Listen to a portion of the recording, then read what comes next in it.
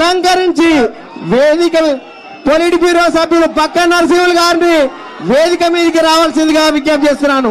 పెద్దలు అరవింద్ కుమార్ గౌడ్ గారు polit bureau సభ్యులను వేదిక మీదకి రావాల్సిందిగా విజ్ఞప్తి చేస్తున్నారు. చిలువేరు కాశీనాథ్ గారిని వేదిక మీదకి రావాల్సిందిగా విజ్ఞప్తి చేస్తున్నాను. శ్రీ ప్రేమ్ కుమార్ గారిని, జోష్నా గారిని, అదే రకంగా బంటు వెంకటేశ్వర్లు గారిని, సామా భూపాల్ రెడ్డి గారిని, కాట్రగడ్డ ప్రసూన గారిని, నందమూరి సుహాసిని గారిని, డాక్టర్ రామనాథన్ గారిని వేదిక మీదకి రావాల్సిందిగా విజ్ఞప్తి చేస్తున్నాను. ప్రకాష్ రెడ్డి గారిని ఇప్పుడు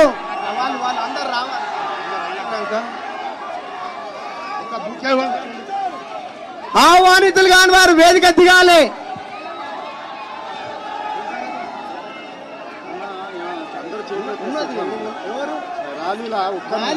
సమస్య ఏమైంది తెలుసా?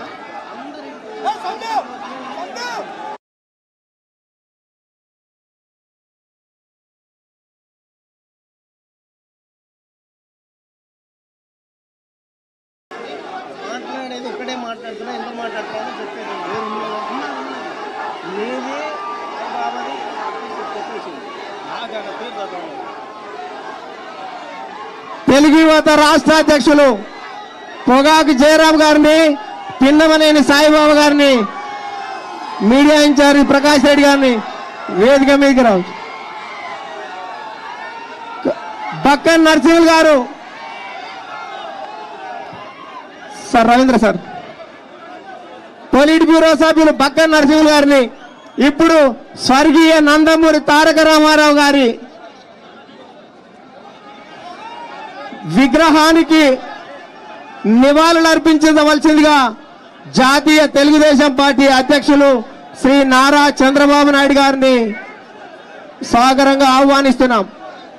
ఆహ్వానితులు గారు వారి వేదిక మీద ఉండకూడదు. పొలిట్ బ్యూరో సభ్యులు బక్కన్ నరసింహ గారిని, జాతీయ ఉపాధ్యక్షులు కాశీనాథ్ గారు,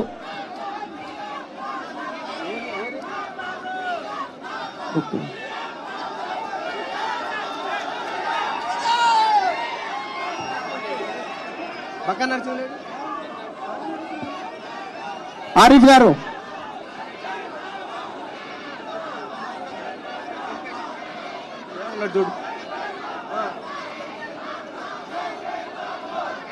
బక్కన్ నరసింహ గారిని, చిలువేరు కాశీనాథ్ గారిని,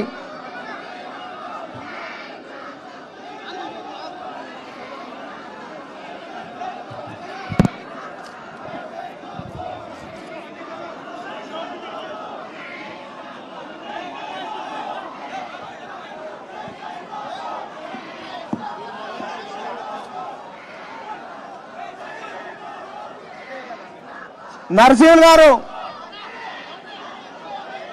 ఇప్పుడు ఎవరు స్టేజ్ మీదకి లేదు బ్రదర్, ఒక నిమిషం ఆగండి, మీటింగ్ అయిపోయిన తర్వాత అలౌ చేస్తాం. ఎవరు కూడా లేదు ఇప్పుడు స్టేజ్ మీదకి. పొలిట్ బ్యూరో సభ్యులు బక్కన్ నరసింహులు గారిని,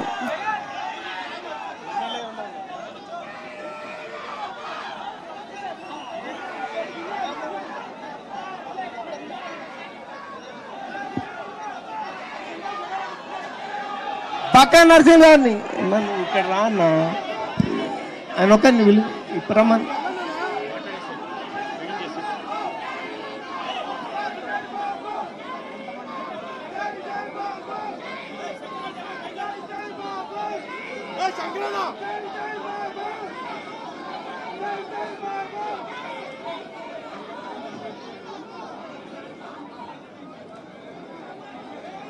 బక్కన్ నరసింహ గారిని, బక్కన్ నరసింహ గారికి దారి ఇవ్వగలరు, బక్కన్ నరసింహ గారిని దారి ఇవ్వగలరు. కాశీనాథ్ గారిని, మన ప్రియతమ నాయకుడు, భారత రాజకీయ ధృవతార, తెలుగుదేశం పార్టీ జాతీయ అధ్యక్షులు, 4వసారిగా ముఖ్యమంత్రిగా ప్రమాణం స్వీకారం చేసి మొట్టమొదటిసారిగా తెలుగుదేశం పార్టీ తెలంగాణ రాష్ట్ర శాఖ కార్యాలయానికి విచ్చేస్తున్నటువంటి శుభ సందర్భంలో పెద్ద ఎత్తున స్వాగతం పలకడం జరిగింది. సోదరులారా, అనేక సంవత్సరాలుగా 20 సంవత్సరాలు ఈ పార్టీ అధికారంలో లేకున్నా తెలుగు ప్రజలతోటి, తెలుగుదేశం పార్టీతోటి ఇక్కడ ఉన్నటువంటి ప్రజలకు ఉన్నటువంటి ప్రేమ, అనురాగం, ఆప్యాయత, మమత, మమకారాలు మనం చాలా స్పష్టంగా చూసాం. అలాంటి జాతీయ అధ్యక్షుల వారికి సమయభావం వల్ల సారు తమరందరినీ ఉద్దేశించి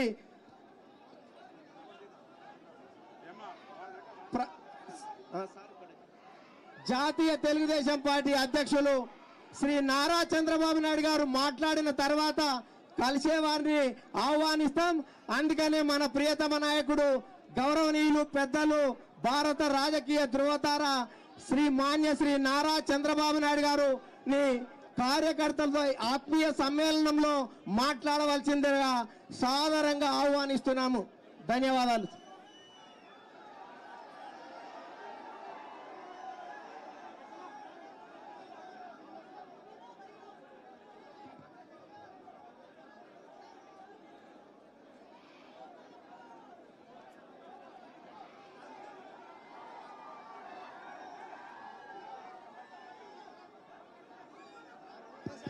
సార్ మైక్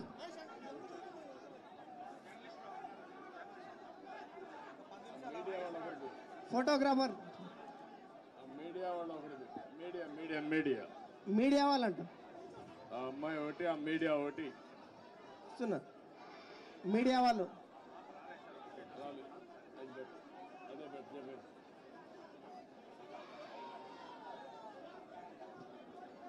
బాగున్నావా?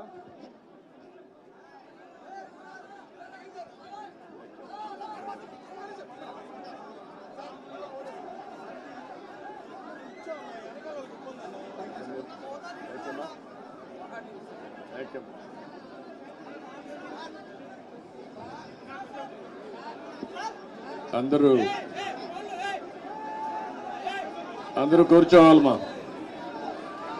Please SIT down. వేదిక పైన అందరూ కూర్చుంటే కొద్దిగా మీరందరూ పక్కకు వచ్చేయాలి, అందరూ కూర్చోవాలి. ఆహ్వానితులు కాని వారు వేదిక నర్సరీ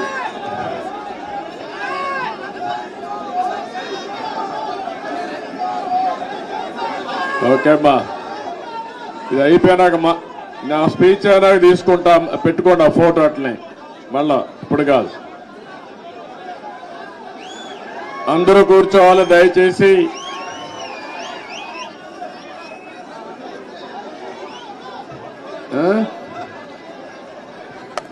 రమ్మని చెప్పండి. రామనాథం గారు, బక్కన్ గారు, ఈ వేదిక మీద ఆహ్వానితులు కాని వారు దిగవలసిందిగా విజ్ఞప్తి చేస్తున్నాను.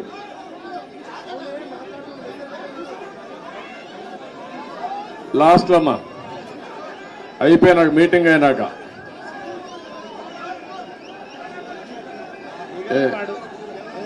రాగలుగుతారా లేదా? నర్సిరెడ్డి రాలేకపోతే నేను మాట్లాడతాను. ఓకే,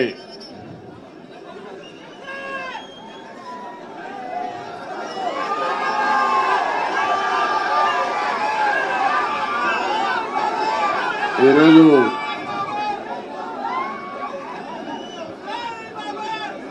మొట్టమొదటిసారిగా 4వసారి ముఖ్యమంత్రిగా ప్రమాణ స్వీకారం చేసిన తర్వాత హైదరాబాద్కు వచ్చాను. ఎన్టీఆర్ ట్రస్ట్ బిల్డింగ్కి వచ్చాను. నా ఆత్మీయులందరినీ ఒకసారి కలిసి అభినందనలు తెలియజేయాలి, కృతజ్ఞత తెలియజేయాలి అనే ఉద్దేశం దగ్గరకు వచ్చినప్పుడు మీరు చూపించే అభిమానం చూస్తా ఉంటే నాకెంతో ఆనందం, నాకొక ఉత్సాహాన్ని కూడా మిమ్మల్ని చూస్తా ఉంటే ఇంకా ఎక్కువ చేయాలనే ఉత్సాహం వస్తా ఉంది.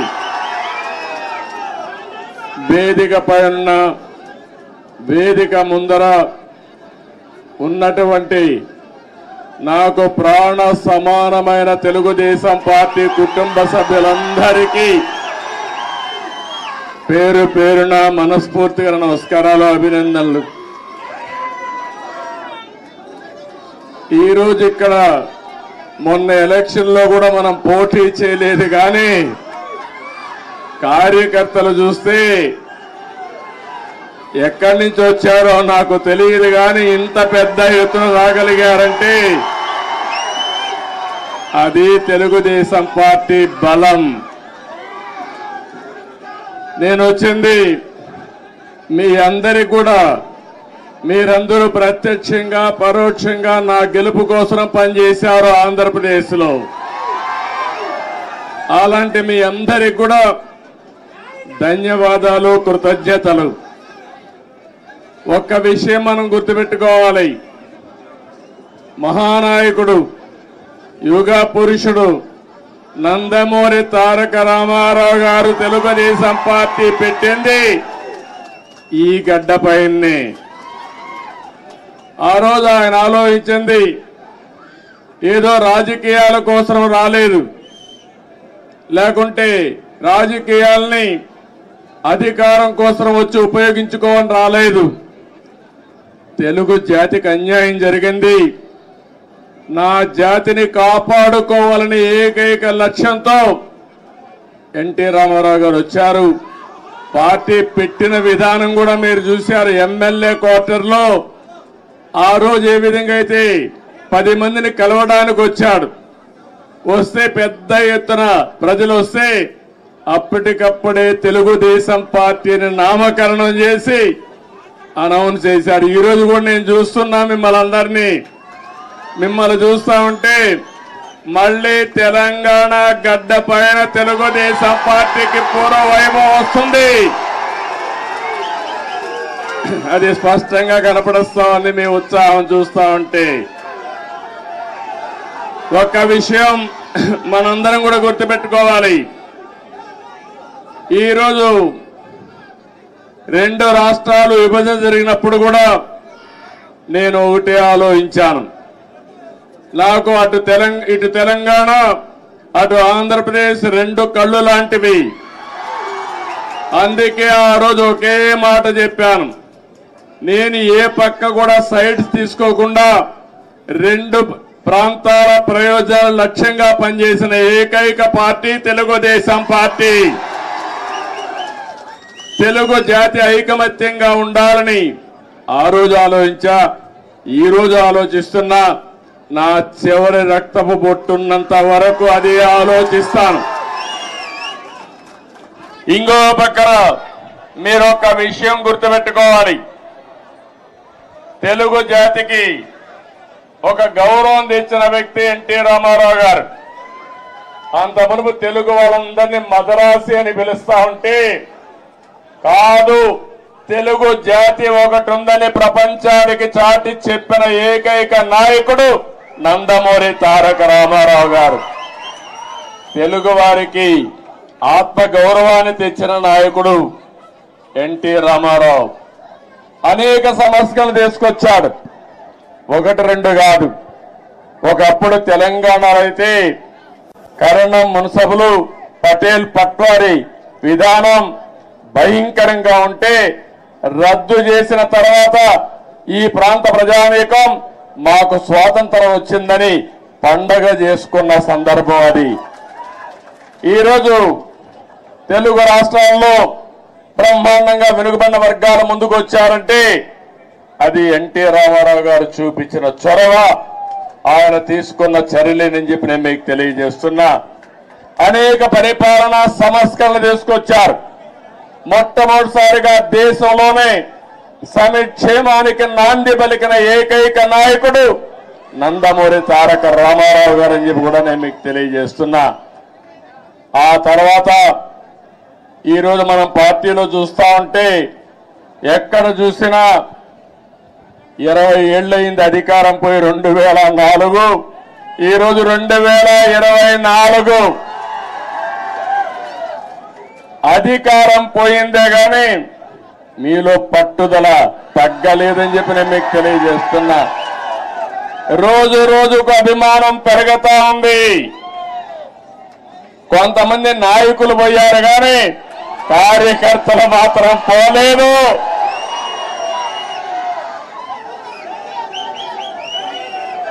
తెలుగు జాతి ఉన్నంత వరకు తెలుగుదేశం పార్టీ జెండా రెపరెపలాడుతుంది. ఇది ఎవ్వరు కూడా తుడిచి పెట్టలేరు. ఏ విధంగా అయితే నందమూరి తారక రామారావు గారు తెలుగు జాతి ఉన్నంత వరకు తెలుగు వారి గుండెల్లో ఉంటారో, అదే విధంగా తెలుగు జాతి ఉన్నంత వరకు పసుపు జెండా ఎగరతానే ఉంటుంది. అయితే ఈ సందర్భంగా మనం కొన్ని విషయాలు కూడా మాట్లాడుకోవాల్సిన అవసరం ఉంది. ఈరోజు మనం చూస్తే తెలుగు జాతి కూడా అనేక సంక్షోభాలు ఎదుర్కొంది.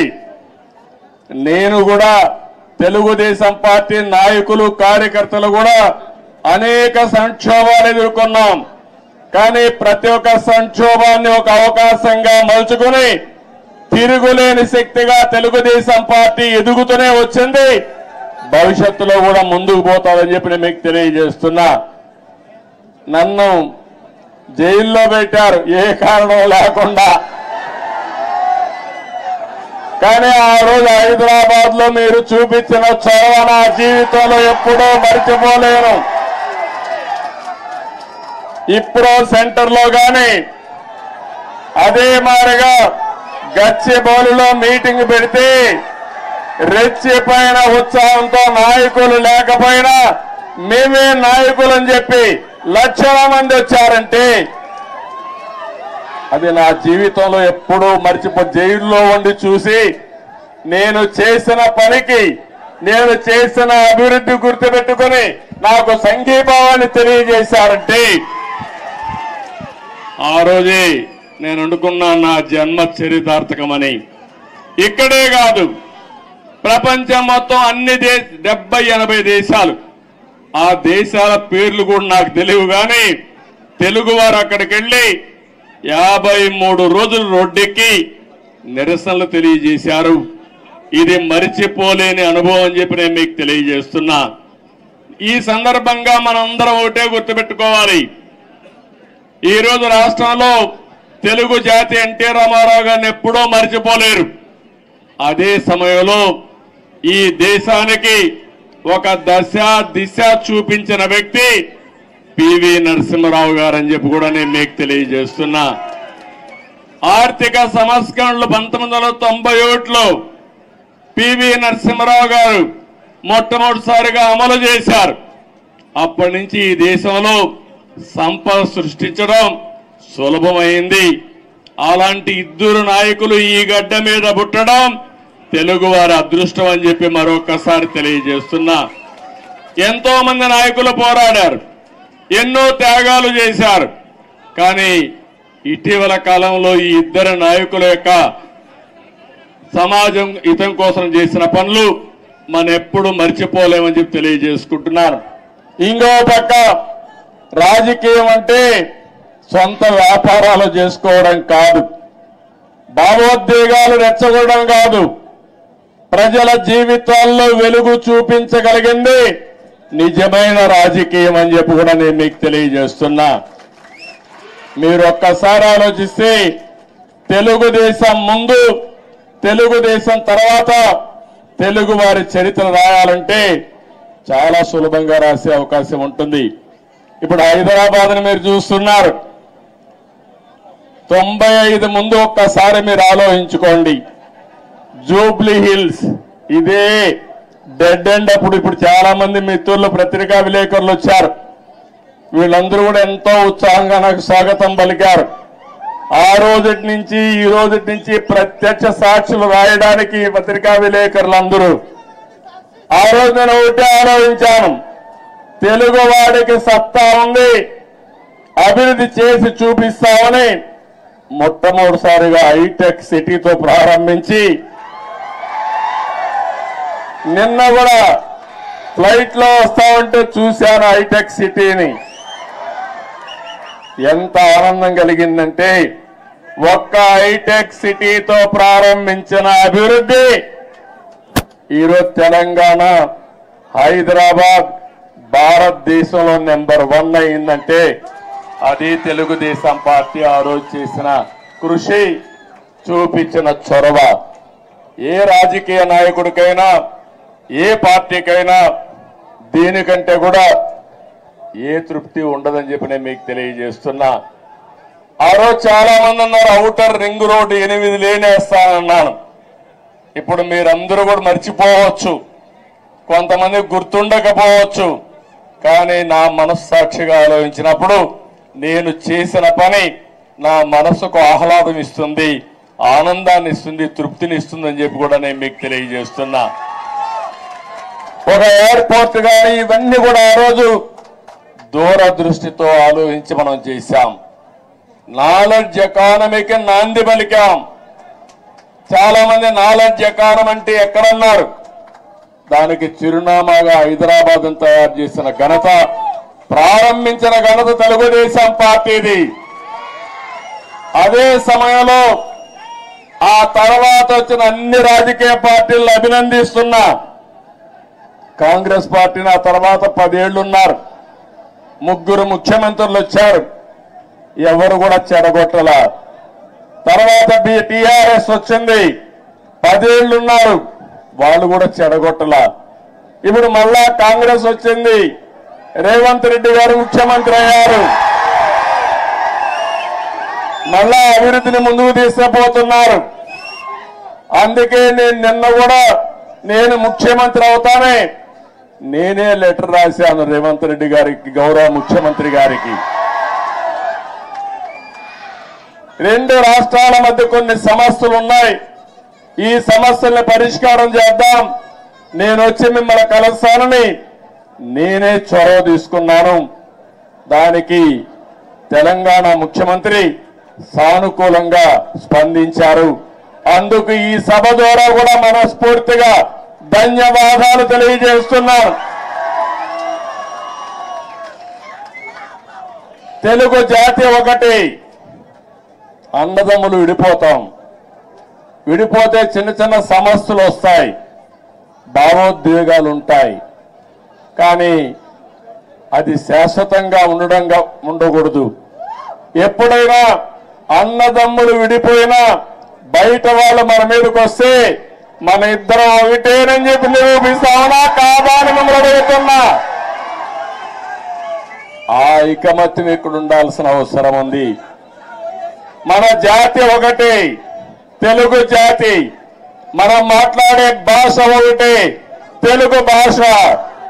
భాషను కాపాడుకోవాలి, జాతి ప్రయోజనాలు పరిరక్షించుకోవాలి, 2 రాష్ట్రాలు కూడా బాగుపడాలి, ముందుకెళ్ళాలి. అదే తెలుగుదేశం పార్టీ ధ్యేయం కూడా అవునా కాదా మీరే ఆలోచించుకోవాల్సిన అవసరం ఉంది. ఇంకొక పక్కన మీరు ఒకసారి చూస్తే 2 రాష్ట్రాలు విడిపోయిన తర్వాత, అన్నాదమ్ములు విడిపోయిన తర్వాత ఎవరి కుంపటి వాళ్ళదే. కష్టపడితే సుఖపడతారు, ఎక్కువ సంపాదించుకుంటే ఆనందంగా ఉంటారు. అయితే అదే సమయంలో ఏదైనా కలిసి పనిచేస్తే ఒక న్యూ ఎనర్జీ కూడా వస్తుంది. ఇద్దరు ఐకమత్యంగా ఉంటే ఐకమత్యం చాలా బలాన్ని ఇస్తుంది. ఒకప్పుడు 42 మంది ఎంపీలు ఉండేవాళ్ళు ఆంధ్ర రాష్ట్రంలో, దగ్గర ఒక 18 మందో 16 మందో రాజ్యసభ మెంబర్లు ఉండేవారు. ఇప్పుడు 2 రాష్ట్రాలు విడిపోయిన తర్వాత తగ్గిపోయినాయి. కానీ ఏ సమస్య వచ్చినా నేను ఒకటే చెప్తున్నాను, నాకు ఆంధ్రప్రదేశ్ అని తెలంగాణని కాకుండా 2 రాష్ట్రాల ప్రయోజనాలు, తెలుగు జాతి ప్రయోజనాలు కాపాడడానికి ముందరుంటాను.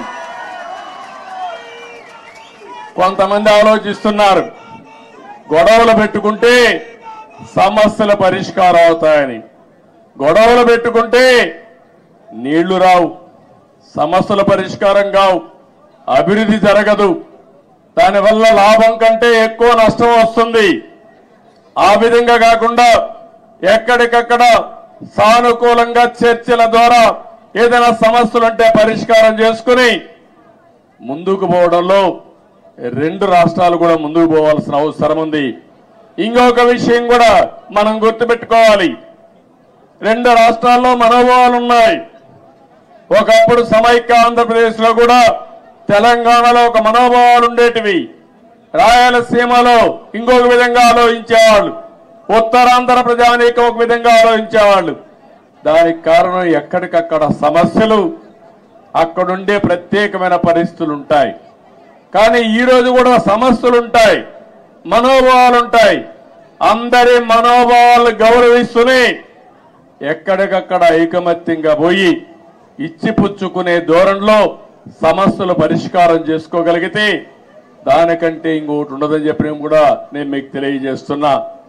ఇంకొక విషయం కూడా ఇక్కడ కూడా మీరు చూస్తున్నారు. ఈరోజు ఇక్కడ కాంగ్రెస్ ప్రభుత్వం ఉంది, ఆంధ్రప్రదేశ్ లో ఎన్డీఏ ప్రభుత్వం ఉంది. రెండు ప్రభుత్వాలు ఇవి. అలాంటప్పుడు ఒకరికో ఒక ఆలోచనలు ఉంటాయి, సిద్ధాంతపరంగా కొన్ని ఆలోచనలు ఉంటాయి. కానీ ఏ ఉన్నా తెలుగు జాతి ప్రయోజనాలు వచ్చినప్పుడు మాత్రం అందరం కలిసి పనిచేసుకోవాల్సిన అవసరం ఉందని చెప్పి కూడా నేను మీకు తెలియజేస్తున్నా. ఆ దిశగానే నిన్న చర్చలు జరిగాయి. ఆ చర్చలు చాలా వరకు ముందుకు తీసుకుపోతాయని కూడా నేను ఆశిస్తున్నా. కొంతమంది ఆలోచిస్తున్నారు, ఆ ఆలోచనలు మంచివి కాదు. నేను ఒకటే చెప్తున్నా, ఆ రోజు కూడా ఇన్ని జరిగితే చాలా మంది చాలా విషయాలు మాట్లాడితే నేను చేసిన అభివృద్ధిని కూడా కొంతమంది వక్రీకరించి మాట్లాడారు. కొంతమంది అన్నారు, నువ్వు మొత్తం హైదరాబాద్ నే అభివృద్ధి చేశావు కాబట్టి రాష్ట్రం విడిపోయిందని కూడా శాపనార్థాలు పెట్టిన వాళ్ళు కొంతమంది ఉన్నారు నా మీద.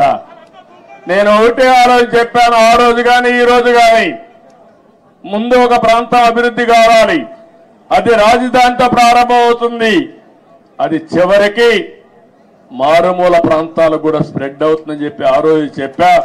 ఆ విషయం చాలా మంది మర్చిపోయి అనేక విధాలుగా మాట్లాడే పరిస్థితికి వచ్చారు. ఈ రోజు ఒక్క ఉదాహరణ చెబుతున్నాను మీ అందరికీ. తెలంగాణ ఆంధ్రప్రదేశ్ రాష్ట్రాలు రెండు రాష్ట్రాలుగా విడిపోయాం. విడిపోయిన తర్వాత 10 సంవత్సరాల సుదీర్ఘ పరిపాలన రెండు రాష్ట్రాల్లో జరిగింది. అనేక రాజకీయ మార్పులు చేర్పులు కూడా వచ్చాయి. మీరు చూస్తే నేను ముఖ్యమంత్రి అయినప్పుడు మొట్టమొదటిసారిగా 2014లో రాష్ట్రం విడిపోయినప్పుడు తెలంగాణ ఆంధ్రప్రదేశ్ తలసరి ఆదాయం 35% వ్యత్యాసం. అంటే తెలంగాణ 35% తలసరి ఆదాయం ఎక్కువ ఉంది. దానికి కారణం హైదరాబాద్ నగరం. అయితే నేను బాగా కష్టపడి 2019 నుంచి 24 వరకు కష్టపడితే 14 నుంచి 19 వరకు కష్టపడితే ఆ వ్యత్యాసాన్ని 27.5%కి తగ్గించాను. అంటే 35 నుంచి 27.5 అంటే 7.5%కి తగ్గింది. మళ్ళా ఒక ప్రభుత్వం వచ్చింది, విధ్వంస ప్రభుత్వం వచ్చింది. 5 ఏళ్లు ఇష్టానుసారంగా చేశారు.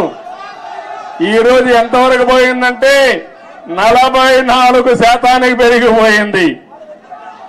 అంటే మీరందరూ గుర్తుపెట్టుకోవాలి, కొండ వాళ్ళందరూ కూడా, విభజన వల్ల జరిగిన నష్టం కంటే పాలన వల్ల 5 సంవత్సరాలు అక్కడ నష్టం జరిగే పరిస్థితి వచ్చింది. అదే ఈసారి రాకపోయింటే తెలంగాణకు ఆంధ్ర రాష్ట్రానికి 100% వ్యత్యాసం వచ్చేసేది. కానీ ఒకటే నేను కోరుకుంటున్నా, తెలంగాణ ఒక స్థాయికి వచ్చింది.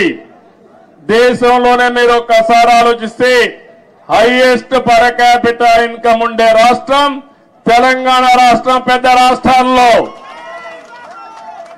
3,08,732 రూపాయలు తలసరి ఆదాయం గుజరాత్ కంటే ఎక్కువైంది, మహారాష్ట్ర కంటే ఎక్కువైంది, కర్ణాటక కంటే ఎక్కువయ్యే పరిస్థితి వచ్చింది. ఇప్పుడు ఆంధ్రప్రదేశ్ చూస్తే 2,19,518. ఏదైతే ఈరోజు నేను ఒకటే ఆశిస్తున్నాను, తెలంగాణ ఒక మంచి బేస్ వచ్చింది. దీన్ని నెక్స్ట్ లెవెల్కు తీసుకుపోవడానికి ఇక్కడ పాలకులకు అవకాశం ఉంది. ఆంధ్రప్రదేశ్ ఇబ్బందుల్లో ఉంది. కానీ నేను ఒకటే చెప్పాను, ఇబ్బందులు అధిగమించి మళ్ళీ ఆంధ్రప్రదేశ్ను కూడా గట్టెక్కించే బాధ్యత, అభివృద్ధి చేసే బాధ్యత నేను తీసుకుంటానని చెప్పి కూడా నేను మీకు తెలియజేస్తున్నా. నా ఆలోచన ఒకటే, ఒక్క విషయం మీరందరూ గుర్తుపెట్టుకోవాలి. నేను పదే పదే చెప్తున్నాను, కొంతమందికి నమ్మకాలు ఉండవు. నేను ఎప్పుడో తయారు చేశాను విజన్ 2020 అని. కొంతమంది అన్నారు ఇది ఎక్కడ విజన్, ఇది 420 అని కూడా మాట్లాడారు. కొంతమంది కంప్యూటర్, నేను సెల్ ఫోన్స్ గురించి మాట్లాడితే సెల్ ఫోన్ తిండి పెడుతుందని కూడా మాట్లాడారు. ఇక్కడే నేను హైదరాబాద్ లో ఖైరతాబాద్ రోడ్లన్నీ వెడల్పు చేశాను. వెడల్పు చేస్తే చేయకూడదని అడ్డం పడ్డారు. ప్రజలు ఒప్పుకున్నా, నాయకులు ఒప్పుకోలేదు ఆ రోజుల్లో. కానీ అవన్నీ నేను పట్టించుకోలేదు, ముందుకెళ్ళాం. ఈరోజు మళ్ళా మీ అందరికీ ఒకటే చెప్తున్నాను, 2047కి భారతదేశం ప్రపంచంలోనే నెంబర్ 1 గా గాని ఉంటుంది. వికసిత్ భారత్. నరేంద్ర మోడీ గారు మాట్లాడుతున్నారు. నేను ఆలోచించేది, ఈ వికసిత్ భారత్ లో నెంబర్ 1 కమ్యూనిటీ ఏదంటే తెలంగాణ, ఆంధ్ర రాష్ట్రంలో ఉండే తెలుగు జాతి ఉండాలి. ప్రపంచంలో భారతీయులు నెంబర్ 1 గా ఉంటారు. అందులో 30-35% తెలుగు వాడు ఉండాలని నేను ఆలోచిస్తున్నా. ఒకప్పుడు చాలా మంది అన్నారు ఎట్ట సాధ్యం అన్నారు. హైటెక్ సిటీ కట్టినప్పుడు కంప్యూటర్ తిండి పెడుతుందని మాట్లాడిన వాళ్ళు ఇప్పుడు వాళ్ళకి తిండి కూడా వాళ్ళ పిల్లలు నేను పెట్టిన ఐటీ ద్వారా సంపాదించిన డబ్బుల ద్వారానే పెడుతున్నారు. అందుకని ఈరోజు నేను మిమ్మల్ని కోరేది, నిన్నే మీరు చూశారు, నేను ఎప్పుడు కూడా తెలుగు వారిని ఒక గ్లోబల్ సిటిజన్స్ గా తయారు చేయాలనుకున్నాను. ఆ రోజు ఇక్కడ హైదరాబాద్ లో పనిచేస్తా ఉంటే, పనిచేసే రోజుల్లో నేను చెప్పేవాడిని, మీరు జాబ్ వర్క్ చేస్తున్నారు, అమెరికాలో డేటా పంపిస్తే డేటా ఎంట్రీ చేయడానికి పరిమితం అవుతున్నారు. ఒక్కొక్కసారి అమెరికాలో వేరే దేశాల్లో ఇంగ్లీష్ మాట్లాడే విధానం మన వాళ్ళకి అర్థమయ్యేది కాదు, మన వాళ్ళు ఇంగ్లీష్ చెప్తే వాళ్ళకి అర్థమయ్యేది కాదు. అప్పుడే బ్రిటన్ నుంచి లెక్చరర్స్ తీసుకొచ్చి ప్రత్యేకమైన ట్రైనింగ్ ఇప్పించి ప్రొనౌన్సియేషన్ ఇవన్నీ నేర్పించారంటే అది నాకున్న పట్టుదల ఆ రోజుట్లోనే. అక్కడి నుంచి ఒక మాట చెప్పాను, మీరు ఉద్యోగం చేస్తున్న, ఇప్పుడు జాబ్ వర్క్ చేస్తున్నారు, అది కాదు ప్రోడక్ట్లు తయారు చేయాలి, ఐటీలు ఆ రోజు చెప్పాను. అప్పుడు ఆ ఆలోచన కొద్దిగా వచ్చారు. ఇంకో పక్క నేను ఒక మాట చెప్పాను, మీరు ఉద్యోగాలు చేయడం కాదు, మీరు ఉద్యోగాలు ఇచ్చే పరిస్థితి రావాలని చెప్పాను. ఈరోజు తెలుగు జాతి ఉద్యోగ కల్పన, ఉద్యోగాలు ఇచ్చే పరిస్థితి ఉంది. ఇక్కడే కాదు, ప్రపంచం మొత్తం కూడా కంపెనీలు పెట్టి ఉద్యోగాలు ఇస్తున్నారు. అందుకనే ఆ రోజు నేను చెప్పింది గ్లోబల్ సిటిజన్స్ గా ఉండాలని చెప్పాను. ఈ రోజు చెప్తున్నాను, తెలుగు జాతి గ్లోబల్ లీడర్స్ గా ఉండాలి. అన్ని రంగాల్లో మీరు నెంబర్ 1 గా ఉండాలి. కార్పొరేట్ గవర్నెన్స్ లో, అదే మరిగా పబ్లిక్ గవర్నెన్స్ లో కూడా నెంబర్ 1 గా ఉండాలి. నిన్న మీరు చూశారు, మొన్నటి వరకు బ్రిటన్ పరిపాలించినటువంటి వ్యక్తి మన దేశీయుడే, సునాయక్ ఉన్నాడు. ఆయన ఇప్పుడు ఆయన ఓడిపోయాడు ఆ పార్టీలో. కానీ 25 మంది పార్లమెంట్ మెంబర్లు భారతీయ సంతతి అంటే ఇండియన్స్ అయ్యారంటే అది ఇండియన్స్ యొక్క శక్తి, సామర్థ్యం అని మీ అందరికీ విజ్ఞప్తి చేస్తున్నా. ఇలాంటివన్నీ జరుగుతుంటే నా ఆలోచన ఒకటే, మనమందరికీ తెలివితేటలున్నాయి. ప్రపంచంలో అందరికంటే కూడా ఆమోదయోగ్యమైన వ్యక్తులు భారతీయులు. అందులో అగ్రస్థానంలో ఉండే వ్యక్తులు తెలుగు జాతి. ఇది మనం అందరం కూడా, అందుకే నేను చెప్తున్నా, సేవ ఒకప్పుడు 75 సంవత్సరాలకు ముందు బ్రిటిష్ వాళ్ళు వచ్చి మనల బారి పరిపాలించారు. వాణిజ్య కార్యక్రమాలకు వచ్చారు, వ్యాపార నిమిత్తం వచ్చారు, తర్వాత పాలకులుగా మారారు. మనకు అలాంటి ఆలోచనలు లేవు. కానీ ప్రపంచానికి సేవ చేసే అవకాశం భారతీయులకు ఉంది. సర్వీస్ ద్వారా, కంపెనీల్లో పనిచేసే ద్వారా, లేకపోతే రాజకీయాల్లో కూడా ప్రజలకు సేవ చేసే అవకాశం మన వాళ్ళకు ఉంది. దానికి కారణం ఎక్కువ యంగ్స్టర్స్ ఉన్నారు, టెక్నాలజీ బాగా నేర్చుకున్నారు, మంచి నాయకత్వాన్ని ఇస్తున్నారు. ఇవన్నీ కూడా ప్రోత్సహించి 2047కి ప్రపంచంలో 30% అగ్రస్థానంలో తెలుగు జాతి ఉండాలి. దానికోసం నేను పనిచేస్తా. నాకు తెలంగాణ అని, ఆంధ్ర అని కాదు, తెలుగు వారి అభివృద్ధి కోసం నిరంతరం పనిచేస్తారని మరొక్కసారి మీ అందరికీ తెలియజేస్తున్నా. నాకు ఈ జాతి అన్నీ ఇచ్చింది. ఏ నాయకుడికి ఇవ్వని గౌరవం నాకు ఇచ్చింది. 9.5 సంవత్సరాలు ముఖ్యమంత్రి. ఈ యొక్క స్వాతంత్రం వచ్చిన తర్వాత, రాష్ట్రం ఏర్పడిన తర్వాత సమైక్య ఆంధ్రప్రదేశ్ లో కూడా 9.5 సంవత్సరాలు ఎవరూ లేరు. 10 సంవత్సరాల అపోజిషన్ లీడర్ని. నా రికార్డు ఇంకెవరూ బ్రేక్ చేయడానికి కూడా అవకాశం లేదు. ఇది 2 రాష్ట్రాలుగా విడిపోయింది కాబట్టి. అలాంటప్పుడు ఒకటే నేను ఆలోచిస్తున్నా, మళ్ళీ నాకు పునర్జన్మ అంటూ ఉంటే తెలుగు గడ్డపైనే పుట్టాలని భగవంతుని మనస్ఫూర్తిగా కోరుకుంటున్నా. అందుకని నిన్ననే మనం ప్రారంభించాం. ఆ ప్రారంభం రాబోయే రోజుల్లో అధికార కమిటీలు వేసుకున్నాం. అదే మరి 2 రాష్ట్రాల సమస్యల్ని సామరస్యంగా చర్చల ద్వారా పరిష్కారం చేయాలని ముందుకెళ్ళాం.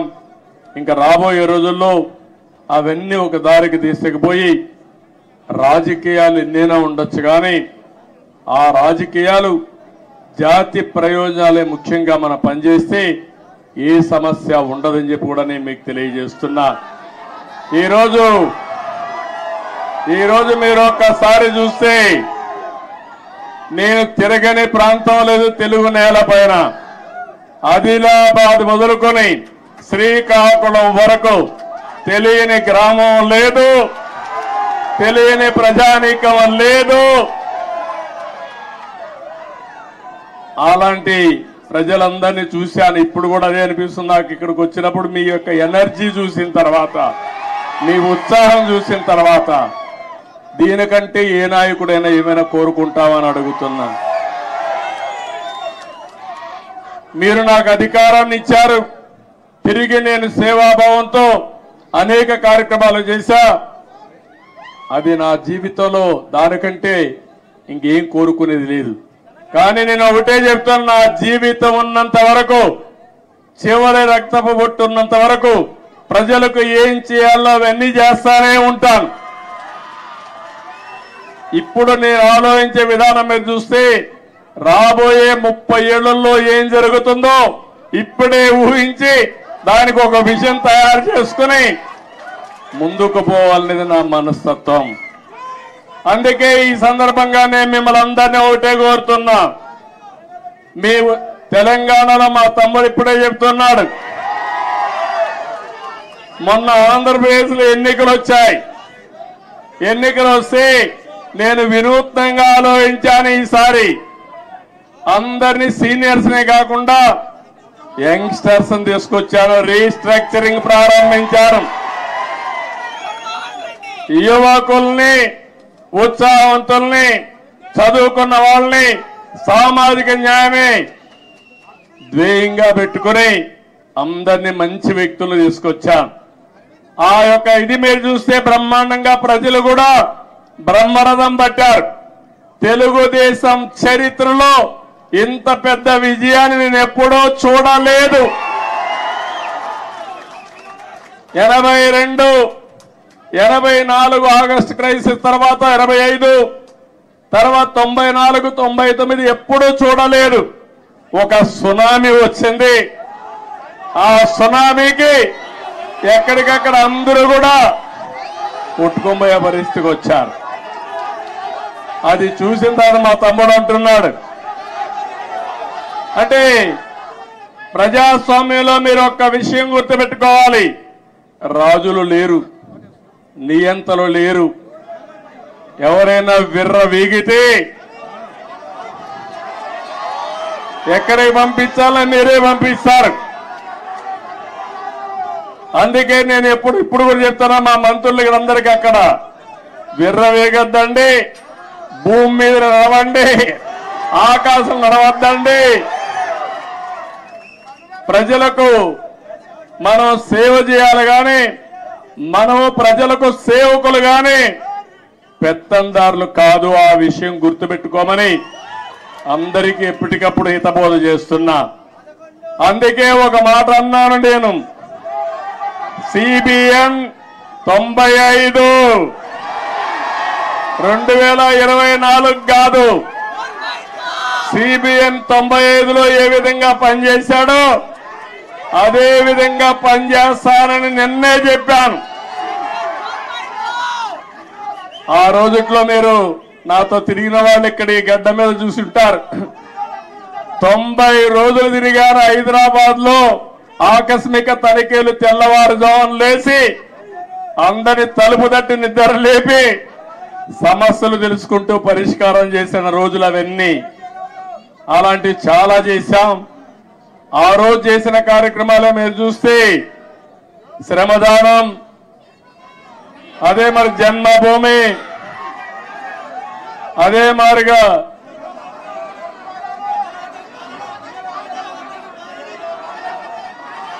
ఒకటి రెండు కాదు, నేను చేసిన ప్రోగ్రాలు మీరే ఎక్కువగా మాట్లాడుతున్నారు.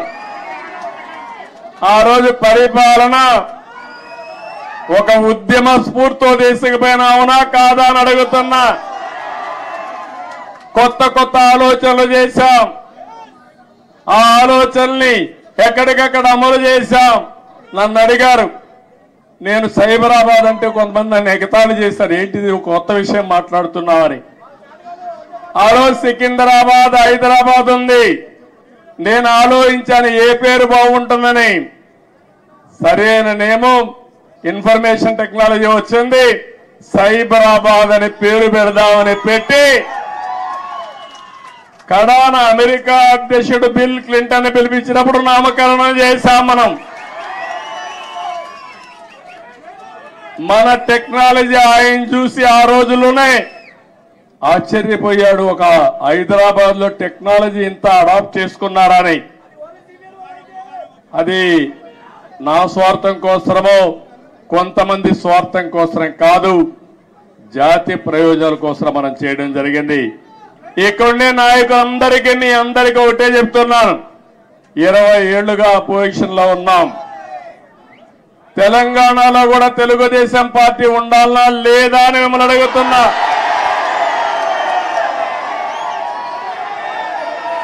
తెలుగు వారి ప్రయోజనాల కోసం తెలుగుదేశం పార్టీ ఉండాలనా లేదా అని మిమ్మల్ని అడుగుతున్నా. తెలంగాణ గడ్డ పైన పుట్టిన పార్టీ ఉండాలనా లేదా అని అడుగుతున్నా. తప్పకుండా ఇక్కడ పార్టీ కోసం పనిచేసిన కార్యకర్తలు ఉన్నారు. తొందరలోనే పార్టీని రీస్ట్రక్చరింగ్ చేస్తాం. మళ్ళా యువకుల్ని ప్రోత్సహిస్తాం, యువ రక్తాన్ని ఎక్కిస్తాం, చదువుకున్న వ్యక్తులందరినీ కూడా తీసుకొస్తాం.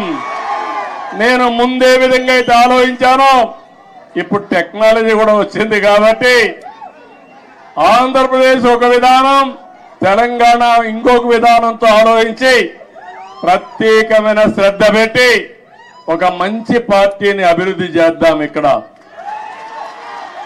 తెలుగుదేశం పార్టీకి ఒక ప్రత్యేకత ఉంది. అధికారం ఉన్నా ప్రతిపక్షంలో ఉన్నా ఎప్పుడూ ప్రజాపక్షంలోనే మనం ఉంటాం. ఈరోజు NT Rama Rao NTR trust building ఇది. మీరు పక్కన చూస్తే బ్లడ్ బ్యాంక్ ఉంది. భువనేశ్వరి గారి నాయకత్వంలో స్కూల్స్ పెట్టాం. ఆ రోజు నేను పెట్టిన తర్వాత, నేను రాజకీయాల్లో యాక్టివ్ అయిన తర్వాత ఆ మేనేజ్మెంట్ ని ఆవిడ చూస్తా ఉంది. ఇంకో పక్క బసవతారకం క్యాన్సర్ హాస్పిటల్ ఈ రోడ్లోనే ఉంది. అది మన నాయకుడి కళ. ఆ రోజే ఆయన ఆలోచించాడు. ఎవరైతే మా అత్తగారు క్యాన్సర్తో చనిపోతే ఇంకొకరి మారిగా చనిపోకూడదని ఆలోచించి క్యాన్సర్ హాస్పిటల్ ప్రారంభించాడు. చేయాలని ఆలోచన వచ్చింది. తర్వాత నేను ముఖ్యమంత్రి అయిన తర్వాత దాన్ని అభివృద్ధి చేశాను. ఇప్పుడు బాలకృష్ణ గారి ఆధ్వర్యంలో బసవతారకం క్యాన్సర్ హాస్పిటల్ ఈ ప్రాంతంలో ఎనలేని సేవలు అందిస్తున్నారు. ఒక ఇన్స్టిట్యూషన్ పెడితే ఎప్పుడు కూడా మీరు ఒక్కసారి గుర్తుపెట్టుకోండి, తెలుగుదేశం పార్టీ ఒకే ఆలోచన. ఆ ఆలోచన ఏ విధంగానైనా సరే ప్రజలకు సేవ చేయాలన్న ఆలోచన తప్ప పెత్తనం చేయాలని కాదనే విషయం మరొక్కసారి మీ అందరికీ గుర్తు చేస్తున్నా. అది ట్రస్ట్ కావచ్చు, రాజకీయ పార్టీ కావచ్చు, ఇవన్నీ కూడా ఆలోచిస్తాం. నేను కూడా పార్టీని రీస్ట్రక్చరింగ్ చేస్తాం, యువకుల్ని ప్రోత్సహిస్తా, ఉత్సాహవంతుల్ని గౌరవిస్తా. మళ్ళీ ఇప్పుడు నేను వేసే ఫౌండేషన్ ఒక 30-40 సంవత్సరాల వరకు పనిచేసే సమర్థమైన నాయకత్వాన్ని తయారు చేసుకుందాం, పార్టీని ముందుకు తీసుకుపోదాం. ఈ సందర్భంలో మీరు చూశారు, ఆంధ్రప్రదేశ్ రాష్ట్రంలో కూడా నేను ఎన్ని ఇబ్బందులున్నా పవన్ కళ్యాణ్ గారు కూడా ముందుకొచ్చి ప్రభుత్వం వ్యతిరేక ఓటు చీలకూడదు, అందరం కలిసి ఒకటిగా ఉందామని నాంది పలికి నేను జైల్లో ఉన్నప్పుడు బేషరత్తుగా వచ్చి తెలుగుదేశం పార్టీతో పొత్తు పెట్టుకుంటామని చెప్పి పొత్తు పెట్టుకున్న వ్యక్తి పవన్ కళ్యాణ్ గారు అని చెప్పి కూడా నేను మీకు తెలియజేస్తున్నా. ఆ తర్వాత బీజేపీ కూడా ముందుకొచ్చి ముగ్గురం కలవాలి, ఆ రాష్ట్రాన్ని పునర్నిర్మాణం చేయాలని చెప్పి ఆలోచించాం. ఇవన్నీ కలయికలు బాగా పనిచేశాయి. అన్నింటికంటే యువగళం బాగా క్లిక్ అయింది. నిజం గెలవాలి కూడా బాగా మహిళల్లోకి వెళ్ళింది. ఒకటి కాదు, అన్ని కార్యక్రమాలు కూడా 1 by 1 బ్రహ్మాండంగా పనిచేశాయి. కడాల నేను ఒక మాట చెప్పాలి, తెలంగాణ నుంచి ఎన్నికల ముందు రోజైతే 60-70 ట్రైన్లు వచ్చాయి. మామూలు కాదు, ఒక్కొక్క ట్రైన్ ఫుల్గా వచ్చారు. ఏసీ ట్రైన్లో పట్టరాని విధంగా మనుషులందరి దగ్గర ఒకసారి ఏసీ గాని ఆఫ్ అయిపోతే సఫకేషన్ వస్తే ఏమవుతుందో తెలియదు. అది కూడా పట్టించుకోకుండా ఎట్టి పరిస్థితుల్లో మేము ఓటు వేయాలని ఊరు ఊరు కదిలొచ్చారు. కొంతమంది ఇక్కడ ఈ ప్రాంతం నుంచి పేదవాళ్ళు, చిన్న చిన్న పనులు చేసుకునేవాళ్ళు, వంట తయారు చేసుకుని క్యారియర్ పట్టుకొని వచ్చి ఓటేసి మళ్ళా తిరిగి వచ్చారంటే ఏ విధంగా వాళ్ళు రుణం తీర్చుకోవాలో నాకైతే అర్థం కావడం లేదు.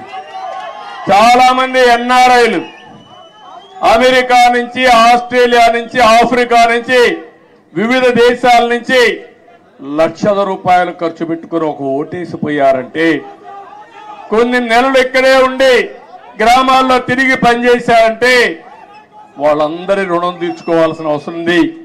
అందరి కలయిక, అందరూ కలిసి పనిచేయడమే.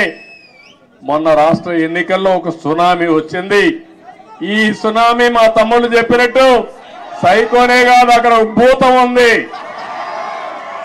నేను ఎవరిని రమ్మని అడిగితే వాళ్ళు అంటున్నారు, మీరు బాగానే ఉంది, మీ మీద మాకు నమ్మకం ఉంది, మీకు ట్రాక్ రికార్డు ఉంది, కానీ మీ రాష్ట్రంలో ఒక భూతం ఉంది. ఒకవేళ వస్తే మళ్ళీ మీ ప్రజలు ఎప్పుడైనా ఆలోచిస్తే మళ్ళా ఆ భూతం ముందుకు వస్తే మేమేమవుతామని అడిగే పరిస్థితికి వస్తున్నారు. నేను చెప్పాను, ఆ భూతాన్ని పూర్తిగా భూస్థాపితం చేసే బాధ్యత తీసుకుంటాం. రాష్ట్ర ప్రయోజనాలే ధ్యేయంగా పనిచేస్తాం. ఆ రాష్ట్రంలో మీరు చూస్తే రాజకీయాల్లో అర్హత లేని వ్యక్తులు రాజకీయాల్లోకి వస్తే ఏం జరుగుతుందో దానికి నిదర్శనం మొన్న 5 సంవత్సరాలు. ఇప్పుడు నేను నిరూపించాల్సింది, రాజకీయాల్లో ఎలాంటి వ్యక్తులు మంచి వాళ్ళు ఉంటే ఏం జరుగుతుందో అది నిరూపించే సమయం వచ్చిందని చెప్పి కూడా నేను మీకు తెలియజేస్తున్నా. ఎక్స్పెక్టేషన్స్ ఎక్కువగా ఉన్నాయి. ఆకాశంలో చాలా మంది ఈ రోజే అయిపోవాలని కూడా ఆలోచిస్తున్నారు. కానీ అక్కడ ఖజానా చూస్తే ఖాళీ అయిపోయింది. పనిచేసే వ్యక్తులు కూడా లేరు. అన్ని సమస్యల సుడిగుండంలో ఉన్నాం. పర్వాలేదు, భగవంతుడు ఎప్పుడు నాకు ఒక ధైర్యాన్ని ఇస్తాడు. ఎప్పుడు కూడా సంక్షోభంలో అవకాశాలు వెతుక్కోవడం నా నైజం. తప్పకుండా మళ్ళా అలాంటి అవకాశాలు ఎదుర్కొని ఎక్కడికక్కడ ముందుకు పోతాం. 95లో అదే జరిగింది. హైదరాబాద్ లో కూడా ఆ రోజు జీతాలు ఇవ్వలేకపోయా. 2004 కంత బెస్ట్ ఎకానమీగా తయారు చేశాం. కష్టాలు తెలిసిన పార్టీ తెలుగుదేశం పార్టీ, ప్రజల ఇబ్బందులు తెలిసిన పార్టీ తెలుగుదేశం పార్టీ. ఇవన్నీ చేస్తామని చెప్పి తెలియజేసుకుంటూ మరొకసారి మీ అందరినీ మనస్ఫూర్తిగా అభినందిస్తున్న ఇక్కడ మీడియా కూడా ఉన్నారు. మాకు సీట్లు లేకపోయినా, ఎన్నికల్లో పోటీ చేయకపోయినా, ఎప్పుడొచ్చినా మా పార్టీ విషయాలు కానీ నన్ను కానీ బాగా ప్రొజెక్ట్ చేసిన మీడియాకు కూడా మనస్ఫూర్తిగా ధన్యవాదాలు. ఇక్కడ కూడా కొన్ని ఉంటాయి, మీడియాలో కూడా బాధ లేదు. ఏది వాస్తవం అవి చెప్తే సరిపోతుంది. కొంతమంది కావాలని ఇప్పుడు కూడా వక్రీకరించి చేస్తూనే ఉన్నారు. ఏం బాధ లేదు. నేను కూడా ఎంతమంది వక్రీకరించి మాట్లాడినా ప్రజలకు మిమ్మల్ని అందరినీ కూడా స్ట్రైటన్ చేసి, మేము జవాబుదారితనమే కాదు మీడియా కూడా జవాబుదారితనం తీసుకుడిగా చేయాల్సిన బాధ్యత ఈ ప్రజాస్వామ్యంలో ఉంది. అది కూడా చేద్దామని చెప్పి తెలియజేసుకుంటూ మరొక్కసారి మీ అందరూ ఒక్కొక్కరే కలవాలనుకుంటారు కానీ సమయం లేదు, ఏమనుకోవద్దండి. సమస్యలు కోకొల్లలున్నాయి. ఆ సమస్యలన్నీ పరిష్కారం చేయాల్సిన బాధ్యత నాకుంది. తొందరలోనే మళ్ళీ వస్తా, పార్టీ ఆఫీసులో టైం ఇస్తా, అందరితో కలుస్తా. ముందు అక్కడ సెట్ చేసి మళ్ళా మీ దగ్గరకు వచ్చి ఎప్పటికప్పుడు మీకు అందుబాటులో కూడా ఉంటానని చెప్పి తెలియజేసుకుంటూ మరొక్కసారి ఈ రోజు మీ ఉత్సాహం చూశాను, అభిమానం చూశాను. నా జీవితంలో ఎప్పుడూ మర్చిపోలేను. ఇవన్నీ ఒక్కొక్క నాయకుడికి ఒక్కొక్క సమయంలో మధుర స్మృతులుగా జ్ఞాపకం ఉంటాయి. నేను ఎవరిని ఈరోజు రమ్మని కూడా పిలవలేదు, కానీ ఈ పార్టీకి ఇక్కడికి వచ్చి 10 మందికి ధన్యవాదాలు తెలియచేయాలనే ఉద్దేశంతో వచ్చా. ఆ సందర్భంగా ఇంత పెద్ద ఎత్తున వచ్చారు. మీ అందరికీ పేరు పేరున మనస్ఫూర్తిగా కూడా శిరస్సు వంచిన నమస్కారాలు తెలియజేసుకుంటూ, మీకే కాకుండా తెలంగాణ మారుమూల ప్రాంతాల్లో ఉండే తెలుగుదేశం పార్టీ శ్రేయోభిలాషులందరికీ మనస్ఫూర్తిగా అభినందనలు, ధన్యవాదాలు తెలియజేసుకుంటూ అందరికీ నమస్కారాలు. జై హింద్, జై తెలుగుదేశం, జై తెలంగాణ. తెలుగుదేశం పార్టీకి చంద్రబాబు నాయుడుతో దూరం చేయాలని కొన్ని పార్టీలు ప్రయత్నం చేసిన, గుండె నిండా బాబు గారితో 20 సంవత్సరాలు మమేకమై ఉన్న ప్రతి కార్యకర్త గుండెల్లో ఉన్న మీకు ఎప్పటికీ ఈ గడ్డ రుణపడి ఉంటుందని విజ్ఞప్తి చేస్తూ ఇప్పుడు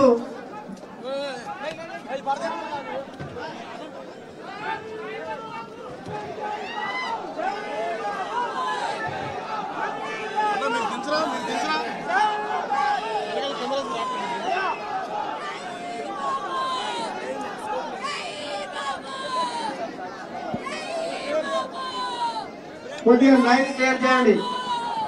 అక్కడ ఉన్నటువంటి గజమాల వారికి అవకాశం ఇవ్వండి. గజమాల వారికి ఎక్కడ